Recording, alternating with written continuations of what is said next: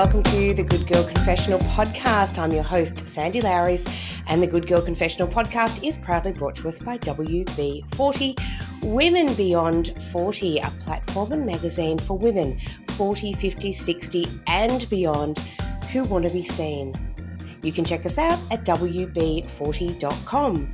Before we begin today's podcast, I would like to acknowledge the traditional owners on which this podcast is recorded and filmed. In my case, it's the Wurundjeri people of the Kulin Nations, and I would like to pay my respects to their elders, past, present, and emerging, and acknowledge their extraordinarily long history as storytellers. Today in the confessional, I would like to welcome a really beautiful human. Her name is Carol Hay. Carol has had a pretty incredible life. She's a mum of four. She's travelled the world. She and her husband were both in the military in very different organisations. And she has recently brought together 50 women and created a book called Who You Are, 50 Victoria. And it's 50 women from Victoria all over the age of 50, and she encouraged all of us, myself included, to share our stories and to actually tell the world what it is that we're most proud of that we had done in the last 12 months. It's an extraordinary thing that she has done, and like me, she has a purpose of wanting women over the age of 50 to be seen and heard, and to understand that there are so many dynamic, brilliant women in the world doing, ordinary women just like you and me, doing great stuff. So please welcome to the confessional, I'm very excited, Carol Hay. Hey there! When Sandy's not interviewing kick-ass women, she's hanging out with me at Alex the Seal, a podcast about music and nostalgia.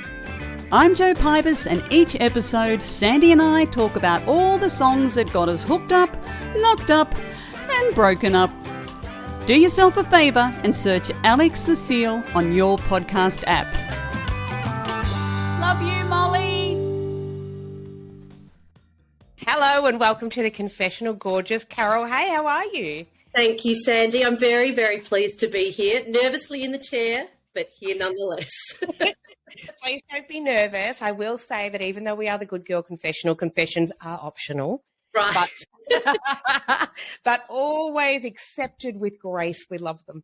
Oh, I love that.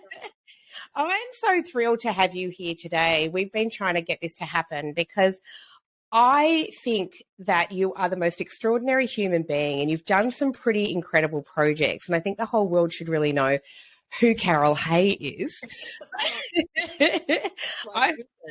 I've been very blessed to have been part of a project that you created and very blessed to have met you in real life.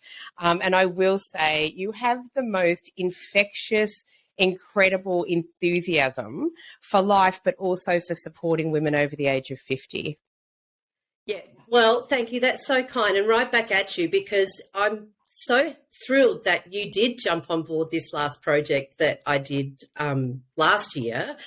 I mean, it's a leap of faith to jump into a project completely without having met me. We'd never even spoken to each other, and yet you dived in with incredible enthusiasm. And since then, having got to know all the platforms across which you run, your WB40, the magazines, your business, the Women in Business, and this podcast, and then on the side hustle of Alex the Seal, which I love as well. You are a busy lady, Sandy, so I'm equally thrilled to have met you and got to know you, and I think I'm looking forward to many years ahead of crossing paths wherever we can. Oh, absolutely. I think it's one of the most extraordinary things about what I get to do is that I get to meet so many brilliant women. You are one of those brilliant women. And thank you so much. I will say thank you for your incredible support, because I know that you do support the Good Girl Confessional podcast, and I know that you support Alex the Seal. And I love that, who's with my beautiful co-host, Jo Pybus, who calls herself a late onset feminist. She's brilliant. And we have a lot of fun doing Alex the Seal. It's great. You take me back. Nearly every time I listen to something, I'll be like, I remember that exactly. Or you'll talk about clothes, or you will talk about food or sounds or like anything. And I think that is exactly what, like, I remember that 80s, 90s music was so powerful music is powerful, isn't it? Anyway, at any stage. And so I love listening to you and Joe delve into the different things. And I feel like I could be listening to myself having the same conversations. And that's what, we love about it. I think, it's just a joy because, as you say, music is really powerful and it takes us back to different times and places in our life. And whereas the Good Girl Confessional sort of dives into, and we have a lot of fun here too, we dive into the journeys and stories of pretty cool women. Alex the Seal's a little bit different because it's fun and it's a journey into music nostalgia. You've got to love that. Yeah. Isn't it sad that nostalgia, which conjures up black and white photos, is actually in our lifetime? I know. Can you believe it? I'm far too young for it, Carol. Far too young. I shouldn't say it's sad because this is the whole thing, isn't it, of celebrating women of a certain age. So it's not sad that nostalgia is our lifetime. It's a joyous celebration of these events. And when our children say, "Oh, have you heard this old song?" and you go, "Oh, old song? I used to dance to that at the blue light discos. Like, it's not old to me." Exactly that. Oh my God, it's so funny. And it's just, I think that there's a thread that kind of pulls people together when we talk about music. But you're right. It is really a celebration.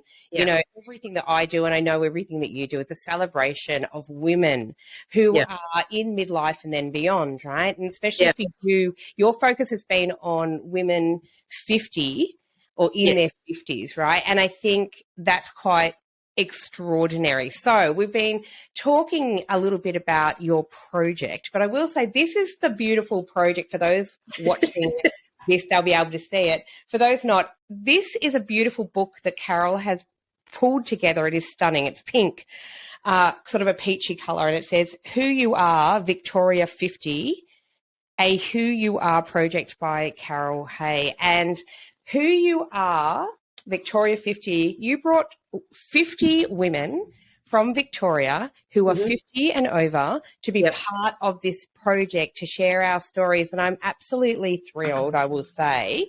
Here I am. Yay. Oh, beautiful. What profile number were you, Sandy? What profile number? I'm number 31. 31. Yeah. Number 31 with a bullet if I was on the hit chart. And it's kind of extraordinary. So tell us about 50, Who You Are, Victoria 50. Tell us about how this journey started, because this was not the first project, was it? No, I think, Sandy, this book I really feel really emotionally connected to. You're right, it's not my first one, but I think it feels a bit more emotional for me because I wanted to finish it before my 50th birthday. I did it in the year that I was turning 50. And what I wanted to do was really hit my 50s. I mean, I've never been someone who's like, "Oh, I hate getting older," or "No, it's around the corner. What are these wrinkles? What's going on?" Never really had that mindset. But I think what I really wanted to do was celebrate turning 50. It's what a privilege. I mean, we all have far too many friends and people we know who never got there. And I wanted to really hit that time surrounding myself with the stories of women 50 and over in whatever walk of life and, whatever they had done, whatever they had achieved, however they were living, as a real reminder that you don't have to be any particular job title or any particular, reach any particular goal to still be an incredible human being with an incredible story to tell, and that in all ways you are still a role model to everyone around you and everyone that you come into contact with, whether those interactions are small or, significant in your workplace or in your home or with your network. I will say that I need to acknowledge Dr. Kirsten Ferguson here as the very initial spark of inspiration for both of my books, and really everything that I have tried to do since really kicking off my Who You Are banner, if you want to call it that. My very first book was in 2017, and it was the same year that Kirsten Ferguson was doing the Celebrating Women project on Twitter. And I loved that project. And if anyone hasn't seen it, or, I'm not sure how, you could probably still track it on on Twitter by using the hashtag Celebrating Women. But Kirsten shared the profiles of 2 women every day for an entire year. Their whole goal was to kind of really stand up to some of the trolling and really negative commentary that was sitting around women online. And Kirsten turned this, I'm just going to do this and kind of kick it off on the 1st of January, into this global movement that was just powerful. And I remember I submitted, put my application in to be one of the women profiled after thinking, no, of course, going, oh, well, who am I? What have I got to say? Why would I be important in the scheme of things? And when thinking about it more, I thought, why do we think about this about ourselves? Why does everyone that I know of, all these incredible women that I know, why do we all think that we have nothing to say? That just couldn't be more ridiculous. Boom. And that's why we do what we do, Carol. That's why we do what we do. You're 100% right. I think that one of the big conversations I tend to have, this comes up again and again, is this thing about imposter syndrome, especially with women. Yeah. Especially with women. And I'm guilty of it. I'm sure you've suffered with it. I'm sure every woman. 20 minutes ago, Sandy, when I what have we got this podcast?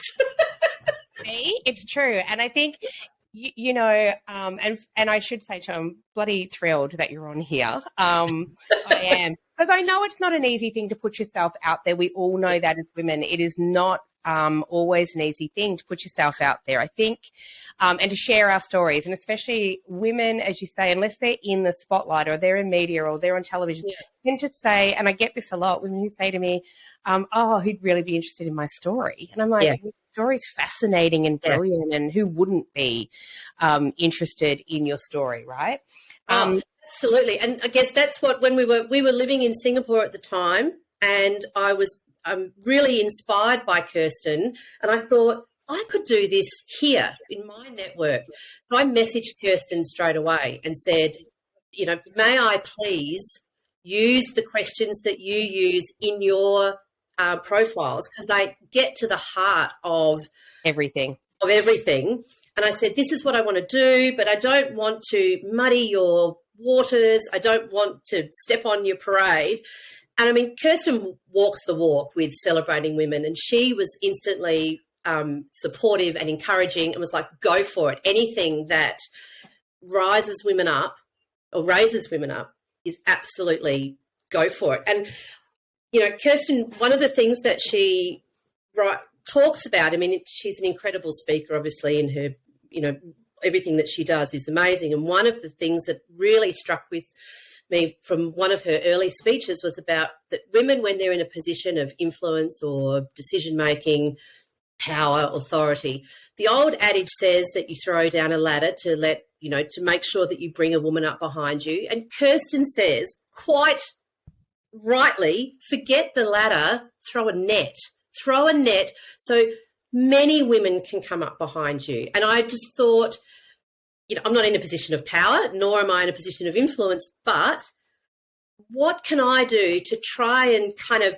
throw a net around as many women as possible, to just try to tap into a little bit of that I felt myself when I was writing my profile for Kirsten, and then also just build on that with a Facebook group and producing a book that had those profiles, and how to run the Facebook group a little bit differently than what was happening in the original project. And could I have a cocktail party, and could we give everyone a book, and could we have reunions, and how could I really kind of drive a real network around it? So yes, the first book happened in Singapore in 2017. We then, it was amazing, and I always thought I want to do another one. And then as I started heading towards my 50s and coming out of COVID, I think that was the big thing. I thought, we're all so isolated, disconnected, and yet we're all connected in a different way.